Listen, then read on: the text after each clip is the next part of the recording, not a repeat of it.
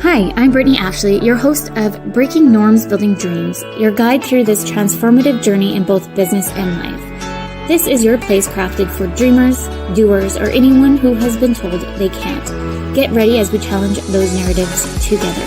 You're tuning in live to the United Public Radio Network, airing on 105.3 and 107.7 FM in New Orleans. We are streaming on all the popular platforms every Monday at 3 p.m. Eastern Standard Time. Join me for a candid and thought-provoking conversation celebrating your unique journey because you are worth it.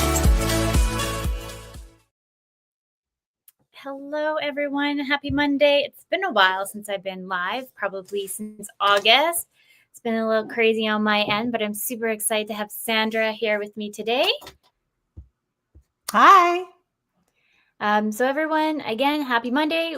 Welcome to Breaking Norms, Building Dreams. I'm your host, Brittney Ashley, and we are broadcasting live on United Public Radio Network and UFO Paranormal Radio Network on 105.3 and 107.7 in New Orleans. Get ready as we escape the next hour with Sandra today. Sandra, I'm so excited to have you. I know we had to reschedule last week because kids and chaos, normal for a mom over here. So thank you for rescheduling. Yeah, of course. We've talked about this, I think, for at least a few months. So yeah, really stoked to be here with you. Yeah, I know it's been kind of ups and downs on my end. Some of the new listeners or recurring listeners, just so you know that I do have two little ones. So sometimes life can get the best of me and all the things. And one kiddo has been sick a lot this year. So it's just kind of juggling everything in between, it seems like. And then the business. So yeah. But yeah, I'll just do a short little bio about who you are, Sandra, and then you can tell us more. And then let me know. I just grabbed everything that you sent me. So if there's anything of correction, please let me know. So Sandra is a book whisperer for impact-driven authors and proud vegan hype woman. She previously ran A Conscious Public Relation Inc. and one of Canada's first B Corp certified PR agencies, and is authors of two books, including the world's first vegan marketing book. Sandra has spoken at TELUS, Planet Expo, and the Vancouver Vegan Festival, and co-host VAG Networking Canada, the country's only vegan networking group. I'm so excited to have you. I don't think I've ever had anyone to speak a little bit more about this, so I'm excited to dig in today. Cool. Yeah. When it's not a vegan show, I'm usually like the first vegan somebody's talked to, or just like vegan and marketing and that intersection. And so yeah, happy to chat. Yeah. Well, maybe you can kind of tell everybody who's listening a little bit of your background and how you started. Yeah. So I guess public relations was kind of the industry that I landed in right after I graduated from college 20 years ago. So I worked for a local Vancouver-based PR firm for about a year and a half. And then just my intuition was like, don't apply for any other PR firms because you're never going to have control over the clients that you work with. And my sister at the time was an entrepreneur, became a partner of a small business. So I was like, she can do it. I can do it too. and I started my own little PR company. And then closed that a decade later. So that was 2018. And that was the same year that I went vegan, which was a big personal goal of mine. So those two things intersected that year, interestingly. And then, I was kind of just freelancing and wondering what the next career path was going to be for me for about a year and a half. And then I sat down to meditate at the end of 2019 and just got that booming intuitive hit that was like, you're vegan and you will always be a writer. So put those things together. And I know every time I ignore my intuition, it just comes back to me like in another form, stronger. So I'm like, all right, I hear the call. Let's try this. So I threw up a service page on my personal website, which is still the website I use today. And then just started tapping into my network and asking folks, who do you know who runs a vegan company who needs a copywriter? Yeah. And that's how it kicked off 5 years ago. And because of the pandemic, I had more time. And so I started taking courses in how to edit and format books. And then that got me working with authors. So for the last 5 years, I've kind of been working for both vegan companies and authors. And as of our conversation today, I actually want to go into 2026 like really hard working with authors. Not Mhm. that I don't love the vegan world, but I just feel like it's a little too what's the word I'm looking for? Like just unstable right now. Mhm. So yeah, so that's kind of where we're at right now. Yeah, amazing. Thank you for sharing. Um, what made was it health issues why you went vegan or more conscious? Like what's kind of a little bit more behind that? Yeah, I was also always sort of a values driven person, I think. But when I was younger, I just really didn't know, except for the obvious, like I try to recycle kind of thing. Like I didn't Mm. really know how to put that into practice until I saw the documentary Earthlings in Yes. 2008 or just before 2008. And that impacted me really powerfully. Like it was the first time that I saw how animals honestly get from, farm to our plate. Yeah. And I was like, that's it. Like, stopped eating meat. Like, well, it took me about a year to remove meat from my diet. But it took me 11 years to fully go vegan because I just did it in stages. Mhm. And health was actually the very last reason, and the reason why I kicked dairy was kind of the last animal product I was eating Yeah. for that last year before 2018, and it was health reasons that really did it. Like I found I took a food sensitivity test, which I'd never done, and my health team like could not figure out why I was getting these horrible symptoms.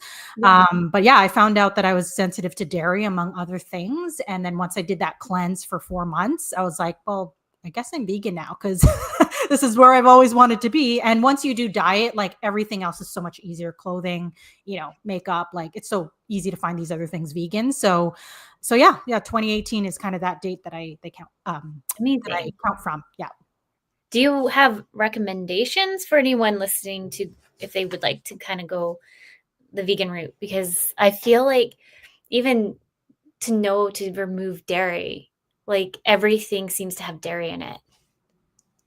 Yeah, yeah, you become a label reader Yeah. once you get to this stage, which is not a bad thing because you find other things that your products might contain. But yeah, I think there's several ways you could go about it. You can do what I did and just kind of do like an elimination. Once you've removed that one product, move on to the next one and do it that way. Veganuary is a great challenge. So you can actually sign up at any point in the year to sorry, veganuary.com, and it will send you like a guide that will help you meal plan Okay. and basically start off January like, okay, with this 30-day challenge or 31 days, let's try and go vegan for the entire month. It will require effort with meal planning, but if you can do like an entire month, you're pretty good to go, Yeah. in my opinion, right? So I think there's definitely different ways you can go about it, but I think the most important thing is that commitment, right? That and why you're doing it. Are you doing it for health? Are you doing it for the animals? Are you doing it for the planet? Because Mm. animal agriculture is one of the most carbon intensive and polluting industries that we have. So really think about why you're doing it and have that North Star. Don't really like be too hard on yourself and like, oh yeah, I want to do it like in a month. Yeah. You can, but I think it's more important that you make sure that you commit to it long term. Because yeah, Mhm. like I said, it took me 11 years. I don't think it needs to take anybody that long, with all of the alternatives that we have now and the resources. But in a year, I think you could do it. Anybody could do it. Yeah. Amazing. Do you know if they have an app that you're Veganuary, I don't think has an app. So it's the kind of thing you sign up online. It'll send you like the guide and maybe some other emails to help you get okay? started. In terms of apps, a billion is a pretty popular one where a lot of people just share like their favorite vegan products and that sort of stuff. And you can do the same thing. And the other really popular one is Happy Cow, which is kind of geographic based. Oh, And that will show you what vegan friendly restaurants there are in your area. So you can, or if you're traveling, you can use it to basically see like, where can I eat vegan around me?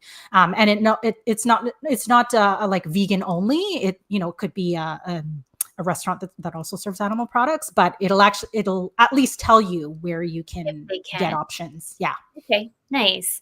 I know that's like one thing that's really tricky for individuals that are wanting to be vegan and or dairy free is to find like restaurants that can be inclusive like that. So it's neat to have an app that kind of you can just quickly go to. Anyone listening should also create another app because like a cooking recipe ideas or anything like that, or maybe there is. I have not ventured in that world yet. Yeah, I mean, I'd be surprised if there weren't. I can't name any off the bat because there are just so many So vegan many. influencers and content creators that are in that space. Actually, one that comes to mind that's in your area, Carly Bodrug, Okay. is based in Ontario, and she wrote 2 cookbooks. I think that her most recent one became a New York Times bestseller. It's called Plant You. And what's great about her content and her cookbooks is it focuses on like budget friendly cooking. So you can actually use, like, she'll show you how to use scraps. So like, for example, garlic and onion scraps to like create garlic and onion powder, Yeah. like crazy stuff like that, which is awesome. So if you're also like looking to save money, Carly Bodrug is like, yeah, a really awesome Amazing. resource. Yeah, and I find that's like the one, like even just going into stores, like we work with a bakery, and to know that there are those extra options is nice because you know that you can go to those places for vegan and or gluten free. There's another bakery here. I can't remember the name of it. I think it's Origin Gluten Free Bakery. And if you go to it, it's just like they really are mindful of the products that they produce for individuals. And I think it was like one of the because it like gluten free here because I'm on the West Coast. So it's kind of like I don't want to say a trend, but like a thing to do too. Like a lot of people are on that bandwagon because they choose to and or they have to for health reasons. So it's nice to kind of see those items a little bit more for individuals who want to navigate through that. Um, Yeah. about your marketing and your PR experience, I guess is that kind of what helped trick your idea more into the book writing? Like, how did it kind of funnel? Like, I know you mentioned a little bit of that flow, but when you did the book writing, did you take a little bit more courses on that? Not so when I came up with the idea for Vegan Marketing Success Stories, my Yeah. second book in 2021, nobody had done a book on that topic. And not Mm, only didn't like, there was no vegan marketing book in the world. There was only one book about vegan business that existed that was published 10 okay. years ago. So I was like, whoa, like what an underserved market. Yeah. And since my book, there have still only been about 3 other business books about the vegan world. So Wow. still a very underserved market. And I just, yeah, that just told me like, okay, I got to do this. And so, um, co- uh, compared to my first book, which I published in 2019, like pretty much all by myself, I knew Mhm. that I wanted to do this one properly. So I actually hired a book coach who is Oh, also a vegan. yeah. So Matali, who runs a company called The Vegan Publisher, she actually has like a self-guided course that you can buy online. So I took that, and that comes with some coaching as well. And I Mhm. just wanted to make sure that because I was self-publishing again, I wanted to make sure like I was doing everything properly. So that was like the one resource that I used. Other than that, because I had that experience from the first book, I pretty much like hired the team that I wanted. And I did have help with the book from contributors. So I reached out to close to 300 vegan companies and service providers to contribute their marketing stories. And then I heard back from just under 50.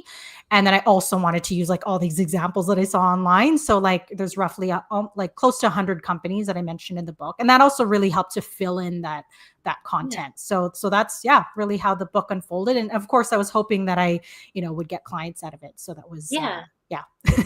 Amazing. A Can you maybe secondary purpose. elaborate a little bit more about what's the difference between the 2 books? Because you have the main one that you started, and then I have the name of the other. So I have let me see if I can even share it on the screen here too. I have it. Yeah. So my first book is called The Only Public Relations Guide You'll Ever Need, world's longest title. and, and it's a workbook that I created when I was still running Conscious PR. Yeah. yeah, just to basically tell people how they can come up with their own public relations strategy. So I had written the book before I closed the agency. And then Mhm. after I closed it, I was kind of like, I have this manuscript. Like, do I still want to put this book out there? Because I'm not really looking for clients anymore. But I decided to do it anyway, just to get that experience of self-publishing on Amazon, which, Yeah. yeah, I'm really thankful I did, because again, it gave me that experience of self-publishing that really helped me with my second book. Yes. I'm waiting for it to think about sharing, or else for if you're wondering what I'm doing. I was trying to share my screen, but it's not letting me. Tech issues. Okay, we tried. Well, I'll just put the link to your where they can find the book within the banner Yeah. here. But no, that's amazing. And maybe we should just back up just a little bit to educate any further listeners who don't even understand what public relations is. Because I am a marketer, so I know what it is, and I always fail Yeah. to educate. So I'm trying to make sure anyone listening for the first time, we educate too on what is PR and how maybe a small business or businesses can utilize them. I think is beneficial too. Yeah. So the mainstream perception of what PR is, oh, you write a news release and you send it out to the media. Yeah. That is one aspect of public relations. And you could call that media relations, media outreach, publicity. That is one way that you can get attention for yourself or your company. You write a news release, you send it out to the media who you think will cover your story, or you or your business. And then you see a story come out, great. And now you have you have more eyeballs or listeners on you or your company. But I would say, like, the actual practice of public relations, or what the term means, is the perception that the public has of you or your company. So that can be positive PR, that can be negative PR.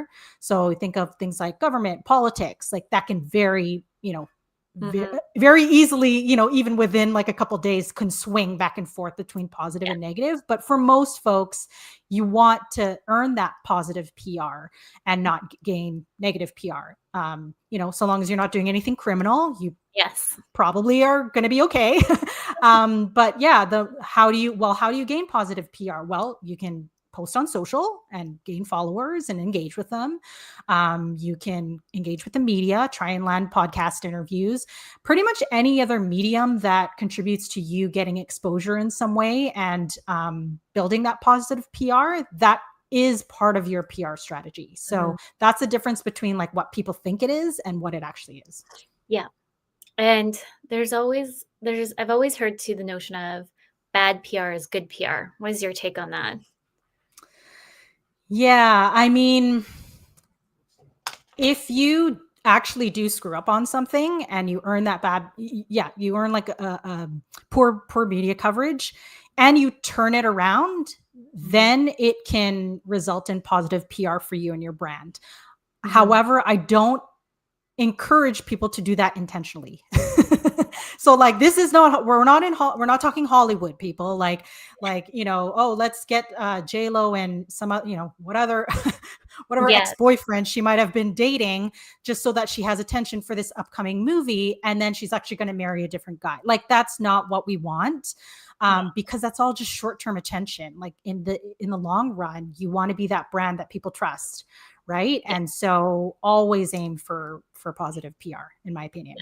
Yeah. And I always like good chunk of businesses have Google reviews. And I always just tell anybody that even if you get a bad review, make sure you respond to, so you can give more of the light of maybe what happened behind the scenes a bit more Yeah. than just ignoring it. Because unfortunately, you can't please everybody and things can go sideways. It's just how you react to it as well. I actually used to know this writer who actually got a bad review on their book because they had somebody, I guess, they hired someone to edit this. You might have some take on this. So they edited the book, and I guess they missed some grammar pieces and some punctuations. And somebody left a bad review on like Amazon for them, saying that their book isn't properly written, they have grammar issues and all these things. And I remember being like, I think you should still respond to them, because you end up using like a junior editor who is still learning. And you can just like kind of twist it in a way like, thank you for your feedback. Just so you know, I used a junior editor because they, like I just felt like they should have still acknowledged the negative feedback, but they're like, they were so angry. They're like, I don't have time for this. Yeah, I actually don't know if you can respond to Amazon reviews because Oh, both my no? books are on Amazon, and I don't think you can. Okay. um, unless that person's name is public and you're able to find their contact info. But that's kind of the risk that you take it as an author, right? Yeah. Making sure that you hire a professional editor Right. who will catch that kind of stuff so that you don't get a bad review. And yes, I know that there are, bots and stuff like that that can sabotage you. Mhm. But I don't see Amazon that kind of stuff happening too much on Amazon because Amazon is pretty good at flagging stuff that looks off. Yeah. Um, so I don't think you would see too much of that on Amazon, but yeah, for sure, I see that on like Google and Facebook. Mhm. And in those cases, yeah, I think you can respond and be like, Yeah. hey, like, don't even know this person, didn't do business with them, so this is obviously like a bad review, and I you could try and take it down. Again, I don't know if you'll be successful at it, but you can at least Yeah. try. Yeah. I know that they went on Amazon and Facebook at least. So they try to push it on all the masses. And I was I was like, well, even if you can leave one kind of takeaway, just kind of note it. But yeah, maybe we can kind of go through about how if someone's listening to us today on how to go about writing a book because I know you offer some services there too. Yeah. So I'm not really a writing coach. I'm more of a book coach. So if you want help with the publishing process, that's kind of more my expertise rather than helping you become a good writer. But there's so many resources out there. So Mhm. locally, you can try and find a writing group. You can hire a writing coach. Or if you want to outsource the writing, like it's still Yeah. your story and expertise, but you can work with a ghostwriter. So I've done that for 3 authors now, or you Mhm. can hire somebody to co-author a book with you. So there's a lot of different options. And when I say writing, that's also not necessarily just let's sit at a laptop and like fill up those pages. You can actually speak your book. So if you're a better speaker than you are a writer, record yourself. And then there's so many AI apps that can Right. help you turn that audio into text. It's not going to be perfect, so you will have to go through it. But as an author, you should be going through your own drafts anyway. And that's actually how I work as a ghostwriter for folks. Is we hop on Zoom and I hit record, and then I just pretty much let people talk. And I may have some questions here and there, but for the most part, I like to, just get their spoken word on the page. Okay. I was wondering how that worked for ghostwriters. So interesting. Um, do you, so when you're recording individuals, do you have them to also pre-write anything as well? Or is it more or less just video record and take it?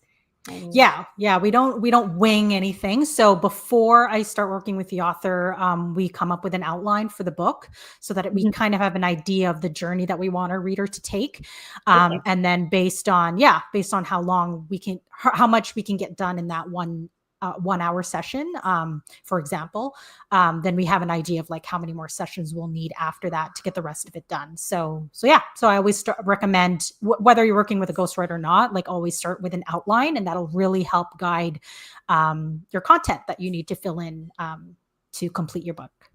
Amazing. Do you have, for anyone thinking about writing a book, maybe like the starting phases? Because we can all have ideas, but then it's like, do we know if that's even feasible or not? Because I know you and I've chatted and I had multiple ideas and my ADHD brain all over the place. And I'm like, I'll get back to that later. Yeah, I mean, I think if that's something you want to do to publish a book, you definitely can. Because as I said, self-publishing has made the process so much easier and more accessible for any author to get published. You no longer need a literary agent or, to land a publisher to get a book out there. Yeah. So everyone has a story. I really believe that. It's just a matter of knowing your audience, who's your ideal reader, just like any other product or service that you're marketing.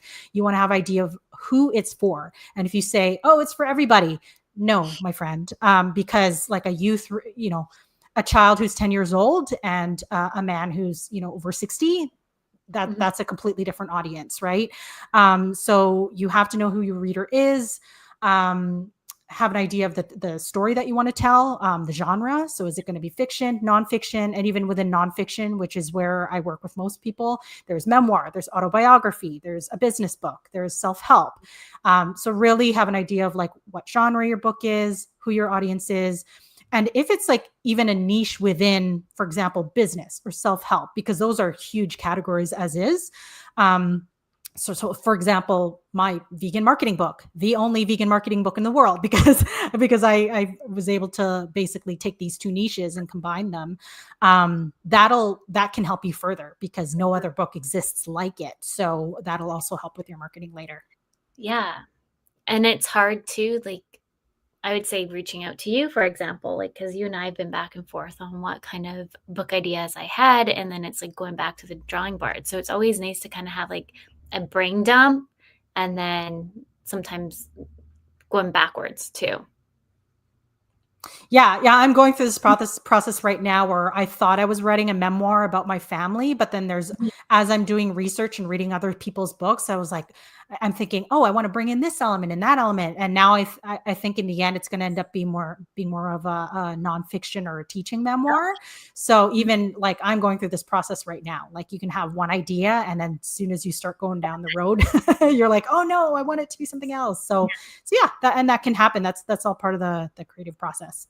Mm-hmm. Do you do then, you said nonfiction, but does it matter how thick of a book that you support with, and or if anyone's thinking of like children's books, for example, or like 16 pages, or Yeah. give or take, and then the little bit more of the meat ones.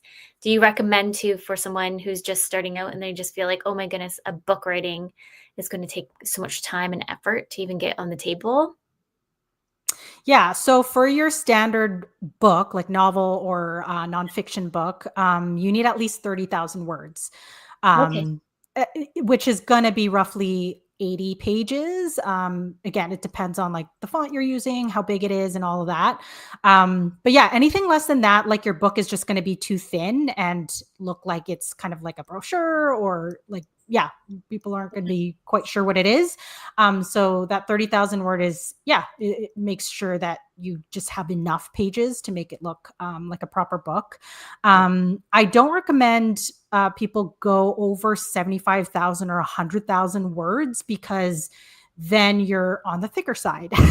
And usually we only see those really thick books from like the books that you see at drugstores, like a Jackie Collins romance or Stephen King. And if you're not yet at that level, then don't write, that many pages. And in terms of like how to tackle that much, so let's say 30,000 words, see if you can write 1,000 words a day. So that's just about two and a Yeah. half pages of a Google Doc. It's not that much. It So feels if you like, commit, yeah. When I say 30,000, everyone's like, whoa, but like when you actually put it on a page and mhm, I ask you like, can you write 2.5 pages every day for 30 days? And mhm, like, it's actually pretty accessible. Like you might be able to get at least the bare foundation of your book done in about a month. mhm. Well, I don't know about anyone else, but my first thought is like, "Oh, that sounds like a lot." But no, it makes sense to kind of break it down in manageable pieces, just kind of like when you're wanting to go back into the gym for the first time, you shouldn't just push yourself for a full week and then it's just gonna go backwards. So making sure that you're doing those little steps to get there would be smart. Yeah, I mean, if you let's say there's writing retreats for this, right? Yeah. Where you can go off on vacation and then you have like this dedicated writing time to go and write, Yeah. absolutely, you can maybe get it done on your vacation. But yeah, if you're busy like most of us, I think writing a little bit a day is a good approach. Yeah. We're already halfway in. So anyone who's just listening for the first time and or coming and listening, welcome to Breaking Norms, Building Dreams. We're live on the United Public Radio Network and UFO Paranormal Radio Network on 105.3 and 107.7 in New Orleans. I was going to ask Sandra, because I know we talked about kind of like the process a bit there, but we have Amazon, so you can self-publish yourself. Maybe you can dig a little bit in the pieces there. So anyone listening, because I find like right now, you can say otherwise, but a lot of people are just taking that process to self-publish through Amazon. I feel like every other post I'm seeing, so many more people are doing it that way than going to an actual publisher. Yeah. So if we break down the process, so there's a couple stages. So there's the writing of the book, then it goes through editing, then you're designing the interior and the cover of the book, Yes. and then you distribute it somehow, and then you market the book. Those are essentially like the 5 steps of publishing a book. So back in the day when we didn't have self-publishing, you'd need a publisher to basically sign you and say, I'm going to do all these services for you. And you may or may not get like an advance as a writer. But essentially, we're investing in you as the author and the idea for your book. And so it could take, if you land a publishing deal, up to 2 years for your book to actually come out, because there's the writing of the book, and then you're going to be working with editors, and then they have to design the book, and then they have to come up with the marketing strategy. So all that takes time, right? Yes. When you're self-publishing, you don't have that timeline or somebody telling you here's how it's going to go. You really can take control of this entire process. And I tell people, like, you can have your book done within a year if you're pretty committed to like completing your manuscript. And then from there, it's hiring an editor, cover designer, formatter, maybe some people to help you with marketing. The other option is you go with an agency or a hybrid publisher. So there are companies that will do all of this for you, but you pay them. Okay. Right. So that's another option if you don't want to search, for an editor and a formatter and all this. But it's still technically self-publishing because you still own the rights to your book, and you can you have the rights to change it and things like that when you don't have that with a traditional deal. And then when it comes to publishing, so if you're self-publishing, you have to choose which platform that you're going to use to print and distribute your books. Amazon is not only the most popular platform where people buy books, but it's a very easy to use platform. And that's why I understand why people use it. The other more popular one is Ingram Spark. Okay. So it'll distribute not only to Amazon, but all the other places where people buy books. So Kobo, Barnes and Noble, et cetera, et cetera. And Ingram also allows bookstores to order from them at a wholesale price. So that's the other bonus with Ingram Spark is if you really do want to get into physical bookstores, that's probably your best bet, because bookstores aren't going to order from Amazon. No. So, and there's other platforms that we can talk about, but I would say those are probably the top 2 platforms that most self-publishing authors are using. Amazing. Yeah, I remember like before you and I met, thinking about it, and I dabbled in like Amazon. I was like, too much. And I just like got overwhelmed and just like, another day project. But no, it's not like it doesn't take like 5 minutes to load your book. There are, quite a bit of fields. Like you have to have your ISBN, your book number ready to go. Think about your keywords. You have to have your description ready to go. So there's all these things that you have to fill out. So it might take you, a good hour or so to sit and actually fill all those things out. Or you can do it in sessions. But it's not like a 5-minute job. No, it's not. So anyone thinking about it, just plan a little bit more. Carve out that time to sit and do it. Yes. But I find like so many business owners really are thinking of ways of integrating their books as well into, like, maybe it's part of their process. So for anyone thinking about it, definitely reach out to Sandra, because I've reached out to Sandra myself, and I haven't gone anywhere with it. I've been super busy other than chatting with you, but definitely reach out to you and just kind of brainstorm some of those extra ideas, because you also help me kind of like, oh, those ideas have been out there, or how, yes, these are great ideas, but how can we add a little bit more to it to make it more unique? So Yeah, and I never charge for the first call, so I'm always happy to, yeah, just sit and chat with you and hear about your book idea, and I'll tell you right off the bat if I think it's a good idea or not, just based on what I've seen. yeah. Yeah, yeah, Do happy you to chat anytime. Yeah. Do you have any advice for anyone who's like, yes, I really want to move forward with this to really make the book to have its impact that they're hoping to have it across the map? Yeah, I mean, if you're, yeah, once you've written your manuscript and then you've got your team in place, your editors, formatters, cover designers, like where the real work begins after that, I tell everybody, is with the marketing. So really expect to put in the time, um, and the budget. That'll depend on what your resources are, but at least the time to get your book out there. So that means reaching out to media, reaching out to podcasts that are going to be interested in your book idea, putting content out there. So social media, emails, blogs, whatever you can.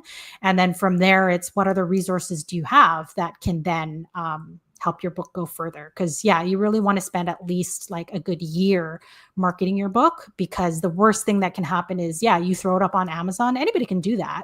But if people don't know to buy it, then it's just going to sit there. And yeah, and that's unfortunate, because you've spent all this time writing the book and thinking about your reader, and putting in the investment. And so, yeah, you really want to get it to the people who need it. Yes. And I feel like that's always like the missing factor sometimes for anything, that they have all these great ideas, but then marketing just kind of gets oh yeah, I should probably do this. Just like with courses. They're like, oh, I Yeah. have all these ideas to curate a course. But now I have this and I don't know what else to do. It's kind of like, make sure when you're building out the book that you're also considering the bigger picture of the marketing aspects. Would you say there's kind of like a fine line for budget for anyone listening? Just if they're like a lone soldier, maybe they only had, say, 5K to promote this book. Did you have kind of like, yes, definitely go reach out to the media, high level quick tips for anybody who might be really on a budget? Yeah, I'd say 5,000 is actually a really good number. I always say like at least 2,000, because Oh, depending on where your own strengths are, you're going to need to outsource, right? So for me, like I have a PR background, so I knew that I was going to do my own publicity. I didn't really need help with that. But what I did need help with was a content strategy, because I had 100 companies that I needed to give a shout out to who were in my book. And I just couldn't wrap my head around like, where do I even start with like, making sure every company is mentioned in my social media, etc. So I actually hired a strategist who came up with a 3-month strategy for me. But she basically told me like, here's what to post every yeah. day for 3 months. And I actually continued that strategy on for an extra month. So I did 4 months, and I paid her 2,000, which was my budget at the time. I also did like a magazine ad. Okay. I can't Yeah. remember what else I did, but I don't think, oh yeah. And like social media ads, which again, it's hard to say, right? Because there's no way to track whether people bought your book because of that. But I would say my book probably sold because of the amount of vegan focused podcasts that I were on, because it's vegans who are listening to those podcasts. And so it's those folks who came to buy my book. Yes. Which is a good, usually Sold you, them at events and that kind of thing. But yeah, I think $5,000, you can do quite a lot with that. Just be really strategic and make sure that there are ways that you're going to directly reach your target reader. amazing. And just jumping on the podcast thing, I find like that one is kind to get like lost in the cracks a little bit, but going into your niche kind of podcasts, you can, and there's great Facebook groups out there, anyone listening, to get onto podcasts. You don't have to pay. A good chunk of people just want you to be a guest. Yeah. I flag or start to question the ones that ask you to pay to be on their podcast. I don't know about you, Sandra. Yeah, I mean, like, I'm open to it if you've got like a really high listenership and you can prove Yeah. that. And then I go to their social media and they've got like 100 followers. It makes no sense to me. So, Yes. so I mean, yeah, like I don't come across very many who do charge. But if they were to, and the audience looks like aligned, yeah, I would want to make sure that I'm getting my investments worth. So really Mhm. like look at their media kit and their followership. But for the most part, absolutely, you don't pay to be a guest. No. It's yeah, you want to make sure that you're telling the host or the producer of the podcast that your book idea or your business, whatever it may be, is a fit for the listeners of that particular podcast. That's really all you have to do when you pitch them, Mm. and then from there, it's following up and booking a date and such. 100%. And make sure you're showing up on the right podcast, because you can waste your time. Just so ask for the stats, like you're just saying, and make sure that they're really in alignment with to the book that you're trying to produce and put out there. Because I know I've been on some podcasts where they're like, "Oh, I want you on this podcast because I really want X, Y, and Z." I'm like, "Oh, sounds great," and then I start going on it. I was just on this one actually not too long ago, and I felt like I was, in a way, being coached for like for people to listen, and it felt so awkward. I was like, I don't need to be coached. I have my coach slash consultant, Lindsay. They don't need to be live streamed for this. And it felt really awkward. So making sure like you do your due diligence of like who they are, what it's all about, and listen to other podcasts that they probably have already done, and making sure that that's within alignment. But yeah, it was really Yeah, awkward. absolutely. Yeah, I'm sorry to hear that. Yeah, seems like such a horrible experience. But yeah, listening to past podcasts will tell you, like it'll give you, the vibe of the host and whether you Mhm. think you're a suitable guest. And here's one way your listeners can save some money, because I found there's a site called podcastguests.com, and for about $15 a month, you can basically get emails of podcasts that are looking for guests, and then you can also pitch yourself on theirs. And I didn't find that brought me very many podcasts that were again aligned. There were a lot of Mhm. like new podcasts that were just starting out. Like I was like, they're not even 10th like guest kind of thing. And some of them like even ghosted. Like I was using their Calendly, Oh, and then like they didn't show up to even show up to the podcast no.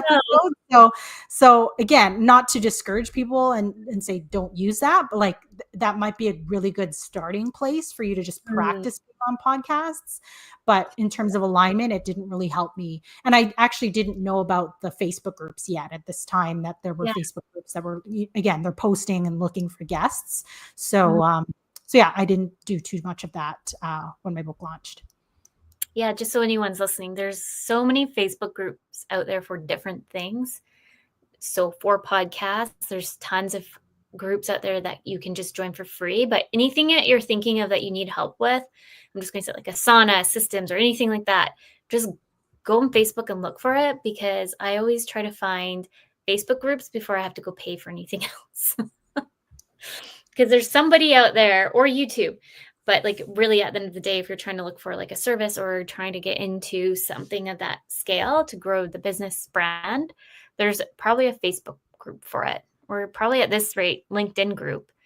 LinkedIn seems to be pretty popular with their groups lately. Yeah, I haven't found any LinkedIn for specifically for podcast matching, but yeah, that would be a really good thing to look at. And Mhm. then a couple other tips, like you could ask AI. Mhm. Again, put in like, what's your book idea? What are you an expert in? And see if it comes up with like, yeah, see what it comes up with in terms of like names of actual podcasts. Make sure they're current. Mm. And then another great idea that my colleague shares is look at your podcast platform. So you can actually go into Apple, go into Spotify, type in the keywords, and then hopefully the podcasts, yeah, Mm. that are using those keywords will pop up, and then you'll know that you should pitch yourself to them. And then another pro tip is when you're pitching the podcast, like especially if it's one that you really want to get on, tell them, I listened to this episode and that episode, and tell them why you enjoyed it and then why you would make a great guest on their podcast. Like people love hearing that you've already listened to their podcast, because it means like I did the same thing before I came on here. I listened to a couple of your episodes just so that I can get a flavor of the show. That goes a long way. It's true, because you can also kind of sense to who you're going to be working with too. There's that vibe there, and also to the kind of the style, because I know like I've made questions before for us, and I told you I'm like I hardly ever really look down at it. And some people get super stressed out when they are coming on the show. They're like, Brittney, you have like 60 questions. I don't, but over exaggerating. I'm so stressed out. Like, we're going live. I'm so scared to come on the show. I'm like, I am so casual. I like maybe once in a while might look down like, oh, right, that's something I really want to make sure that we bring to the forefield for everyone to listen to. But barely do I ever really rely on these questions to make it really conversational and flow. So knowing how the podcast host interacts too with individuals, and like you can tell when somebody's actually, sometimes like I read off the script for the opening, closing, because you would think I'd have that memorized by now, but I don't. But that's like pretty much it. You can tell when I'm reading off the script there. Yeah. And then because I am a publicist for other authors and I help them actually pitch podcasts on their behalf, I always find like some hosts ask for questions. They're like, if you have a list of topics that they like to talk about, or a list of questions, please send them to me. And that's great to have in your media kit on hand. So again, there are no surprises because they also need some guidance. You need some guidance. And so, so sometimes it might end up being like that, where they want you to come up with the questions that you want to be asked. And then you get to showcase what you want to. Yeah. And also I was just thinking, well, what else anyone who's launching a new book could be speaking opportunities as well.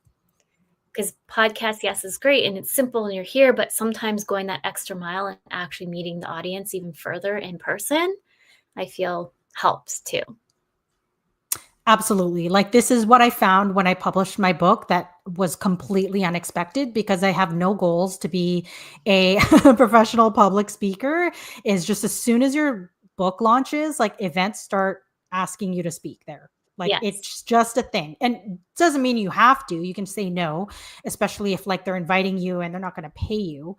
But some of them do start offering you money. Like, this is what happened when, I published my book in 2022. And then by 2024, I was asked to speak on like one of the biggest plant-based stages in the country, Planted Expo, because I knew one of the partners of the show, and he had seen my journey, like putting out this book, appearing on all the podcasts. And he's like, yeah, like, I think Sandra has something to say. Let's invite her on stage. And he paid me to, come up with a talk. So if that's a goal of yours, publishing a book is a really good idea. Like, it is the fast track to getting you on stages and paid gigs, if that's what you want. Like, TEDx is great, but TEDx does not pay. I will tell you, like, you're volunteering your time to come up with a 20-minute keynote. Like, if you want to get paid to speak, and that's something that, me as a PR strategist, like, we can talk about, like, what media should you be on? What events should you be pitching yourself to? Because the more that you can reach that target reader, the better, your book is going to sell and your business is going to thrive, et cetera, et cetera. Yes. And I find sometimes if you're writing a book, you're like, oh my goodness, I have to public speak. It's not that we're saying you have to, it's just an opportunity or another mechanism within the marketing piece that can open up extra doors too. And just like TED Talks, you're just saying, they don't pay for you to go there. If you're making like a solid 20-minute presentation, look at places that you can actually open up and get paid for as well. Yeah. I do a lot of my speaking gigs for free, and my girlfriend's like, you need to get paid for that now. You've been everywhere.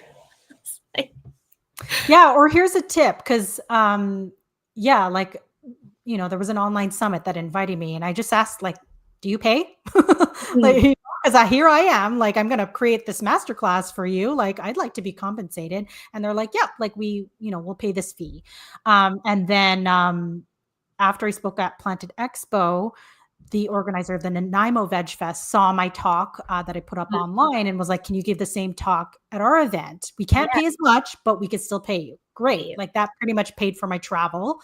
And then a month after that, I was invited to speak at Vancouver Vegan Festival, which is a nonprofit festival. So they don't have money to pay speakers. But I asked them, can you set me up with a table so that I can sell my books? And then I sold a couple books there. So you can always negotiate for, like, for example, a conference. If they're not going to pay you as a keynote speaker, ask for a booth, Mhm. because then you can sell your books, you can market your other products and services. Like you can always negotiate for other things if you're Other not being paid. Yeah. No, I like that because I feel like too sometimes we forget, or like I was just having this conversation. We just did a workshop, Trauma with Money, Women and Wealth, and sometimes we as women we feel we have to undervalue ourselves a little bit lower. And then asking that question of what else can I get from it? But then we feel still guilty about it, and we shouldn't, because we're still we're devaluing our worth in essence of it. Yeah, absolutely. Like even though you're giving like a 20-minute talk, you have to remember like it could take hours to prepare that. Like I practiced my talk like 13 times and that Mhm. actually wasn't enough. Like I should have practiced more because I kept looking back at my slides and getting lost. So like yeah, like it just takes time to develop that. And so think about the time that you're putting in. Like you should be compensated for that. And I always say I listen to Gary Vaynerchuk's podcast, and Yeah. every now and then he always talks about how the very first time he was asked to speak, they were like, "What do you charge?" And he had no idea like what to say. So he was Mhm. like, $5,000, and they're like, "Sure." And then now he charges like 10 times that. But when he started out, he was like, "I don't know what the going I don't rate is. Like, let's just throw a number out there." And they had like they did not even bat an eye at 5,000. Yeah. So just so you know, ladies and everyone else who just isn't, get hip to the speaking game, like Yeah. you can make quite a lot as a public Mhm. speaker if that's a goal of yours. Yes, 100%. Yeah. Well, we're almost at time. Is there any kind of last minute advice you want to provide everyone who's listening, either from the book point or anything else? Yeah, maybe two things. Like if you're interested in veganism and Mhm. yeah, removing harm to animals from your lifestyle, I have all the resources that have helped me along the way, like lists of documentaries, books, influencers that I follow on the page List Love on my website. So it's just with my name, sandranomoto.com. And then, yeah, if you're interested in publishing a book, I'd love to chat with you, especially if you're going the self publishing route. And yeah, just hop on my contact page. I've got a form there that will, yeah, ask questions about your book, especially if you've already written it, and yeah, and then what you may need from me. So I do ghostwriting, editing, interior, and ebook formatting, and I can help you on the marketing side. The one thing that I don't do is cover design. So somebody else is going to design your cover, but I can help you with almost everything And else. direct us in the right way too. Yes. Amazing. Well, thank you so much, Sandra, for coming on today. I'm excited to finally have you on, and we'll have you back, and you can let us know about more books down the road because I bet you're still writing. Yeah, we'll always be writing over here. With that, everyone, I want to give a big thank you to all our listeners and United Public Radio Network and UFO Paranormal Radio Network. We're going to be live next week with Steph, which we have some surprise talks. So I'm not going to say too much today. So you have to listen live next week at 12 Pacific Standard Time. With that, everyone, remember your journey is unique and your worth is unquestionable. Thank you, everyone. Thank you. Bye.